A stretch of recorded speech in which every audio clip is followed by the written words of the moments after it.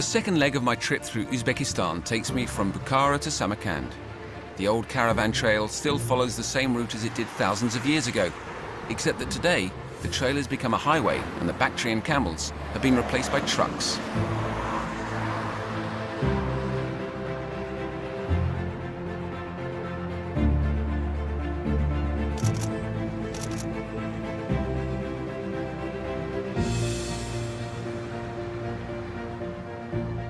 We're on the royal route, what was formerly the middle section of the Silk Road that connected Bukhara to Samarkand.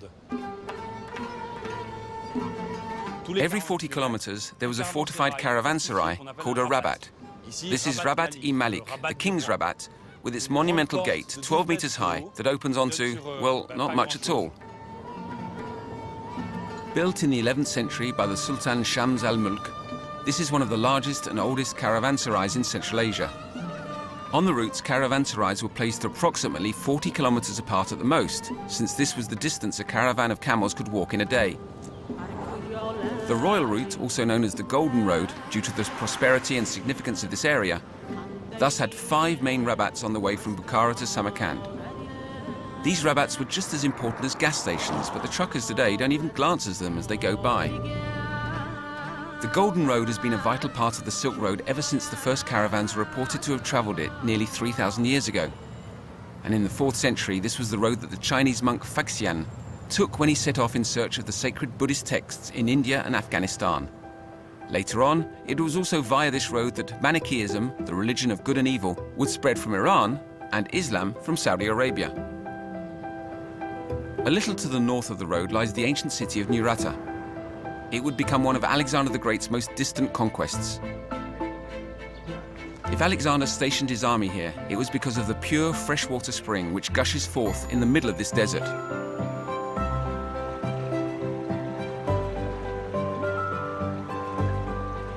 Fishing is not allowed here. Drinking the water, however, will ensure you, the pilgrims say, a long and prosperous life. This is the sacred water from the spring.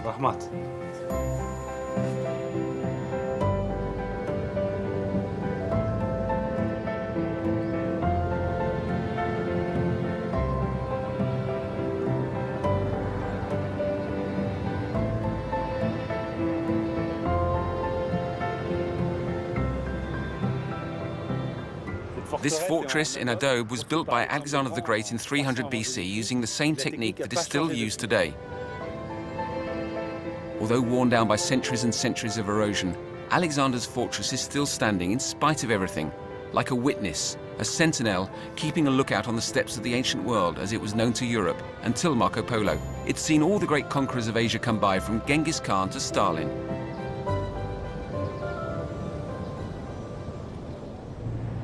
As we continue our way down the Golden Road, we come to the crown jewel of the Silk Road. The Timurid emperors set out to make it one of the most beautiful cities in the world in the 14th century. A city that sounds like a promise, Samarkand. Even though Afghanistan is located just to the south, it's the Russian influence that at first seems to prevail here, especially in terms of its more joyful aspects. Rococo buildings in stucco with pastel colors, women in bright outfits. After the starkness of the desert, it's a delightful surprise to discover how pleasant life can be in this lush green city, where even the doves are tinted green, the color of hope.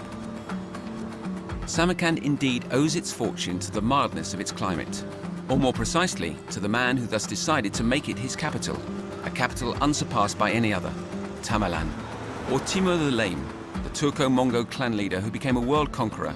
Tamerlane is the heart and soul of Samarkand. He considered himself a descendant of Genghis Khan and established the largest land empire in history. He razed and slaughtered his way across Asia, plundering and destroying ancient cities in his wake, but Tamerlane was also a great builder. He made Samarkand his capital and his mausoleum an architectural masterpiece to serve as his testament.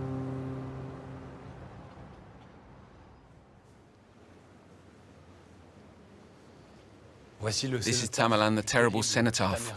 It's a cenotaph because the tomb is empty. His body is in the crypt below. Legend tells us that the following words were inscribed on his tomb: "Whosoever disturbs my tomb will unleash an invader more terrible than myself." It was a warning that meant, do not open my grave, or you will let loose the spirit of war.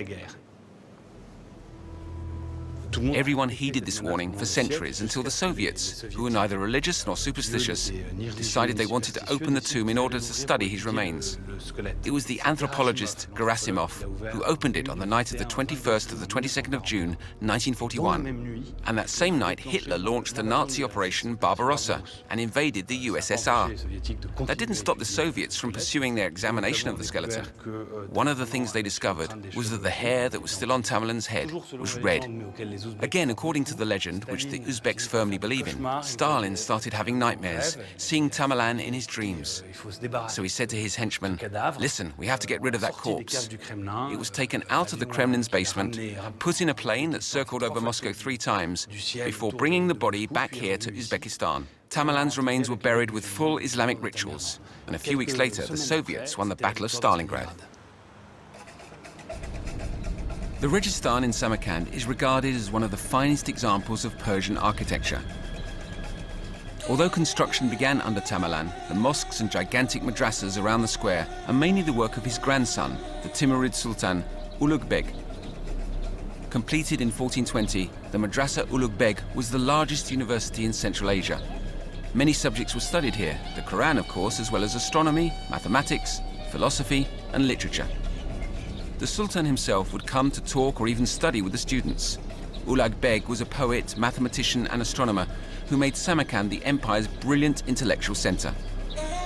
Professor Murudkhan Egashev is very passionate about the history of his city.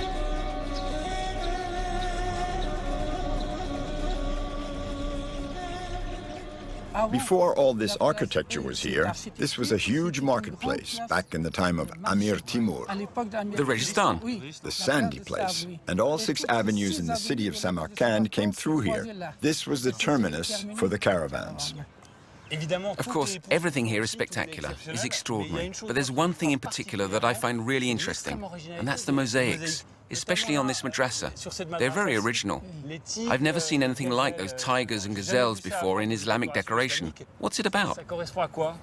Listen, in my opinion, they have to do with the signs of the zodiac. You see, I think they began, or perhaps finished, building here when the sun had entered the sign of the lion.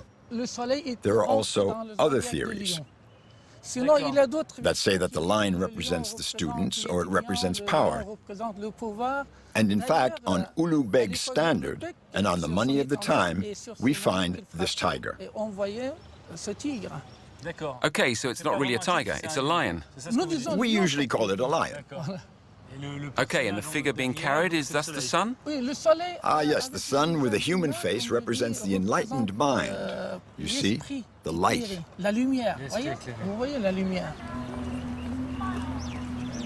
By bringing craftsmen from all over his empire to come and work here, Tamerlane, or Amir Timur if you prefer, encouraged a syncretic style of art called Timurid art.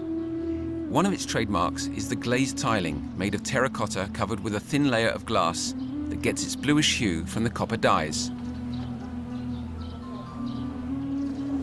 Wow, it's stunning.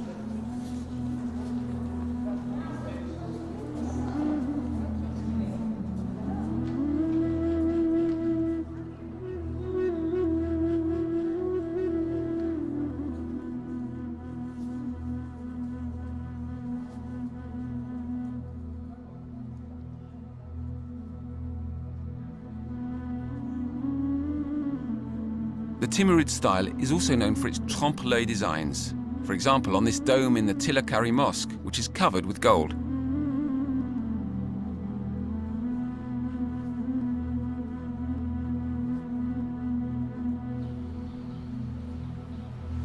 What's interesting is that you speak of Tamerlane as a builder of empires, whereas in France we see him as a conqueror, or someone who was destructive, who killed tens of thousands of people, like Attila or Genghis Khan.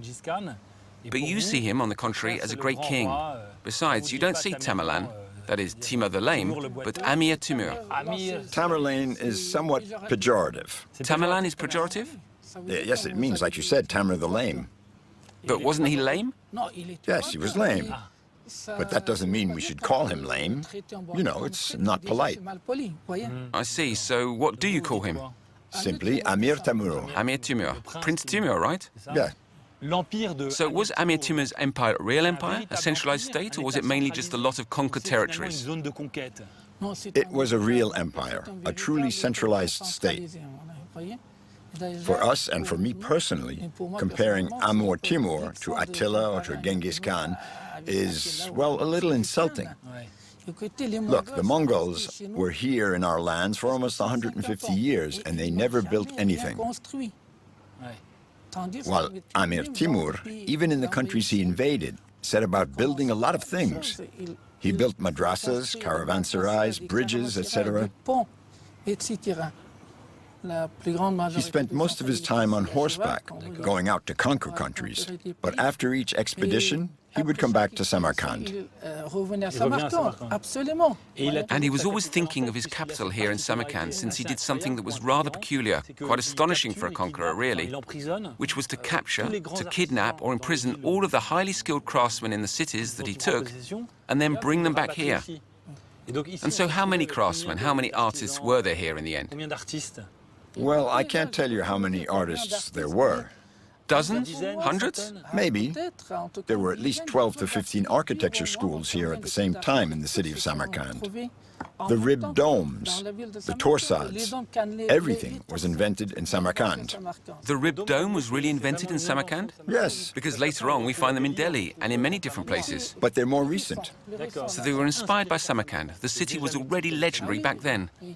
Yes, it's often said that Alexander exclaimed when he saw Samarkand that everything he'd heard about it was true, except that it was even more beautiful than he'd imagined. So if he said that, he must have been right. Samarkand is thus so beautiful that it makes Professor Ergashev get all mixed up in his chronology, since the city was built more than 1,000 years after Alexander came through here. But after all, there are all kinds of legends about the Greek conqueror on the Silk Road. Thank you.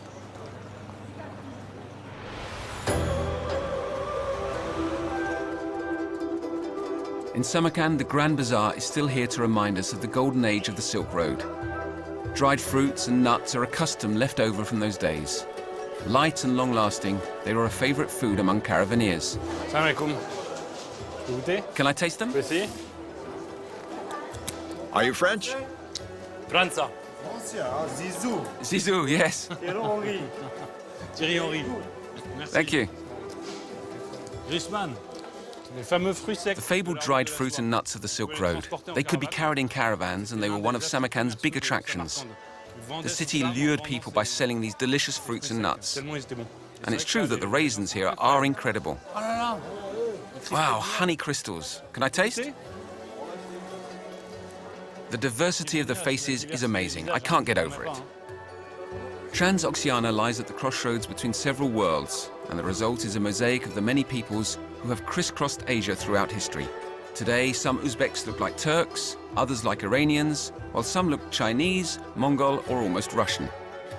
It was said that the bread in Samarkand was so good that on his forays into faraway lands, Tamerlane would requisition bakers, flour, and all of the ingredients because he wanted to eat the same bread, and each time he'd be disappointed, the bread wouldn't be right. And it was said that a lot of bakers were executed to punish them for the bad bread they'd made. And in the end, he decided he would never travel without his own stock of bread. And so every day, while he was out on his conquests in India or Russia, there would be people going back and forth on horseback to bring him bread, freshly baked.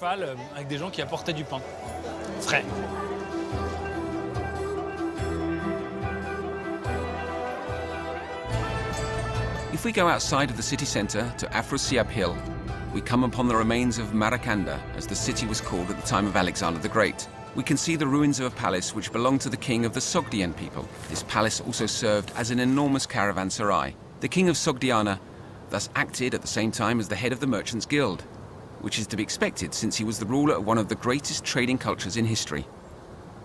Samarkand was founded in the 6th century BC by the Sogdians, and the Silk Road exists precisely because of the Sogdian people. They came from the Scythians, the nomads who dominated Eurasia for thousands of years. They were brilliant traders, as well as very educated and refined. One of the most famous Sogdians was the woman whom Alexander the Great fell in love with, Roxanne.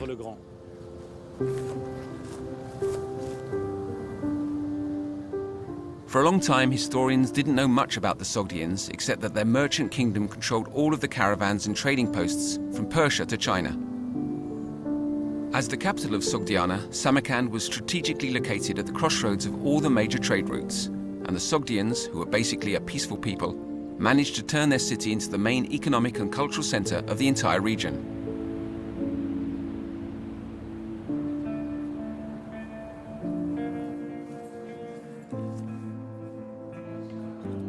Under the Soviet regime, archaeological excavation brought to light more information about the Sogdians, in particular due to the discovery of the ambassador's painting dating from the middle of the 7th century. This extraordinary mural shows the diplomatic activity of the Chinese, who are depicted here on a ceremonial visit to the king of Sogdiana. The Russian restorer, Marina Roitova, has devoted her life to trying to unravel its mysteries. The Sogdians are considered to be the true founders of the Silk Road. Can you tell us how far away their trading posts were, geographically speaking? The people who lived here were very enterprising. And in Sogdiana, of course, there were a lot of goods that were valued in other countries. Sogdian merchants went to China, where they had their trading posts. When I visited China, I saw many pictures of Sogdians in the museum. And so they also went as far as the Altai, and thus all along the Silk Road. They were a very educated people and very enterprising in business. Even though the journeys were long, some took years, they traveled up and down the Silk Road on foot, were able to deal with all of the difficulties along the way, discover new territories, and conquer new markets. And so they not only forged strong commercial ties, but political ties as well. When a new baby was born, the family would smear its mouth and hand with honey so that later it would grow up to talk sweetly and money would stick to its hands. In other words, they prepared their children to go into commerce from a very early age.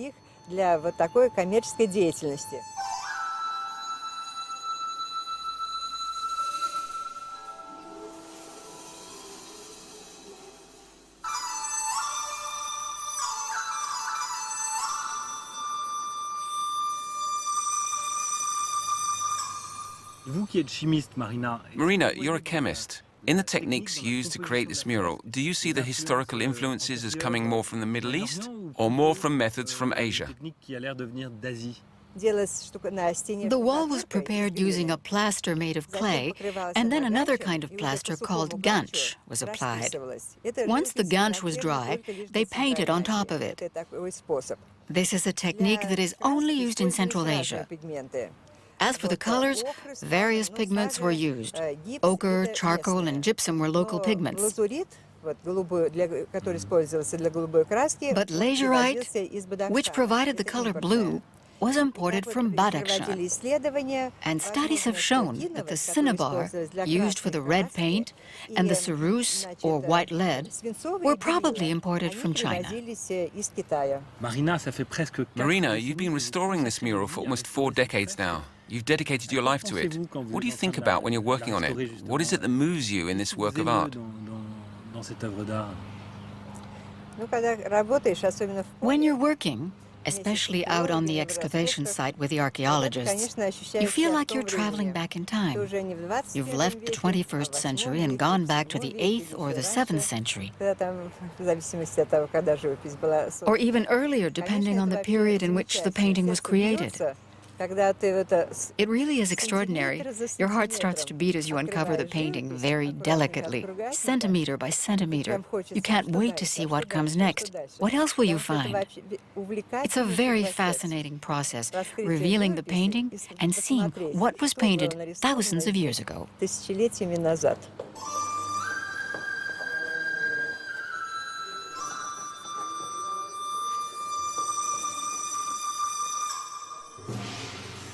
It can now be seen in the mural that Marina is restoring.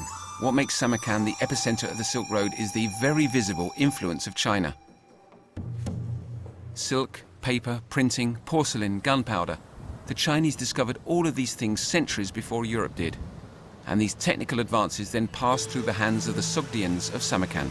A small paper mill continues to thrive on the outskirts of the city as a testimonial to this historical role. En l'an 751, In the year 751, an Arab army defeated the army sent by the Emperor of China to conquer Central Asia.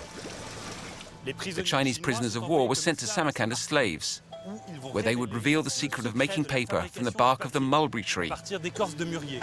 Samarkand would become the main supplier of paper to the Arab world and then to all of Europe until the end of the Middle Ages.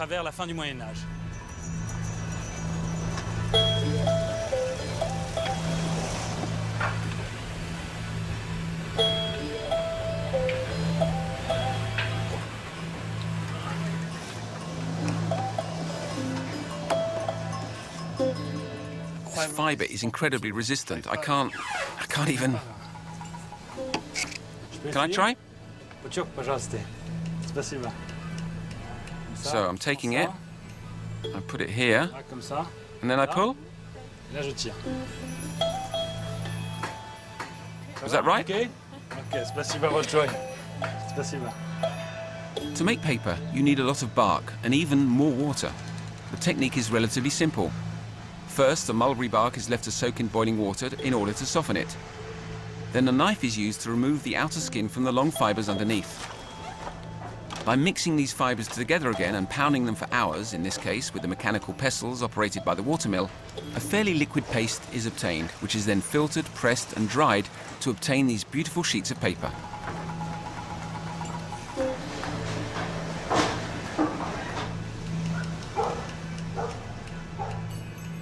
In the Middle Ages, Europe went crazy for these sheets of paper from Samarkand. They enabled writing to be distributed via a medium other than parchment or tanned animal hides. The intellectual revolution that Gutenberg would bring about with his invention of the printing press in the 15th century would not have been possible without the prior introduction of paper.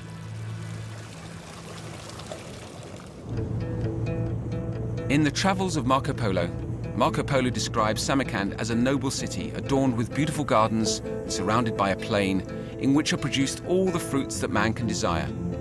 But how could so many gardens grow on the edge of a desert? The secret, in fact, lies in the glaciers and snow from the Pamir Mountains and the Himalayas that melt and provide water, which is all the more abundant in summer, explains Usman Kuramov, who is an agricultural manager. There's a lot of talk about the fabulous gardens owned by Tamerlane or Amir Timur. Do we know where they were around Samarkand? We are in fact standing in Amir Timur's gardens. There were only big trees here in the past, but today the younger generation has created modern gardens and new technologies are being used. Were these pleasure gardens filled with flowers or instead orchards that bore fruit? Amir Timur's gardens were quite extraordinary. There were all kinds of fruit trees growing here. These gardens furnished all of the nutrients that people needed. Merchants who were tired after being on the road and were looking for a place to rest and regain their strength would stop next to the gardens. And so shelters were then set up near the gardens because they provided an environment that was cool and refreshing. And back in the days of the Silk Road, which fruit was exported from the area around Samarkand? There were no refrigerators back then, so it was dried fruits that were exported. Raisins, dried apricots, dried apples, dried melons and nuts were produced. Everything was dried under our wonderful sun, which allowed the natural properties of the fruits to be preserved.